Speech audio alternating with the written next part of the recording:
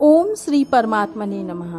श्रीमद् भागवत गीता 7वें अध्याय का महात्म्य। श्री नारायण जी बोले, हे लक्ष्मी, अब 7वें अध्याय का महात्म्य सुनो। एक पटेल नामक नगर था, उसमें शंकुकर्ण नामक वैश्य रहता था।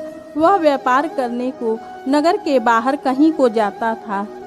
रास्ते में शंकुकर्ण को सर्प ने डसा, वह मर गया।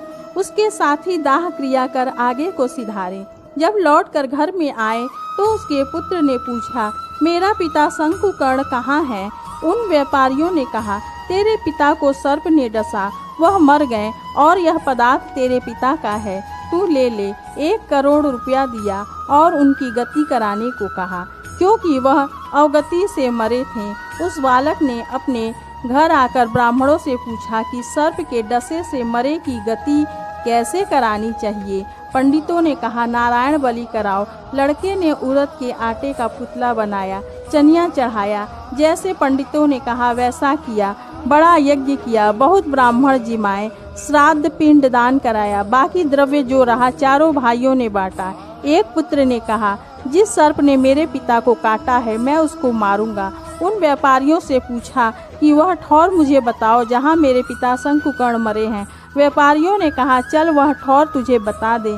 वहाँ ले जाए खड़ा किया। देखे तो वहाँ एक वामी है, जिसे कुदालों से खोदने लगा। जब छेद बड़ा हुआ तो वहाँ से एक सर्प निकला। कहा, तू कौन है? मेरा घर क्यों खोदता है? उस बालक ने कहा, मैं शंकुकर्ण का पुत्र हूँ। जिस सर्प ने मेरे पिता को मारा है मैं उसको मारूंगा। तब सर्प ने कहा, हे पुत्र, मैं तेरा पिता हूँ, तू मुझे इस अधम देह से छुड़ा और मुझे मत मार। यह मेरा पूर्व कर्म था, सो मैंने भोगा। तब पुत्र ने कहा, हे पिता, कोई यत्न बताओ जिससे आपका उद्धार हो। तब उस सर्प ने कहा, हे पुत्र, किसी गीता पाठी ब्राह्मण को घर में भोजन कराओ और उसकी सेवा करो, उसके आशीर्वाद से मेरा कल्याण होगा। तब उस बालक ने अपने घर उस नगर में जितने गीता पाठ करने वाले थे उन सब को बुलाकर श्री गीता जी के 7वें अध्याय का पाठ कराया और उनको भोजन करवाया। तब उन साधु ब्राह्मणों ने आशीर्वाद दिया।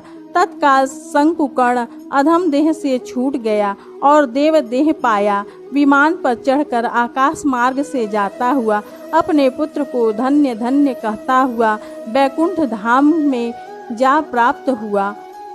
ओम श्री कृष्ण समर्पणमस्तु।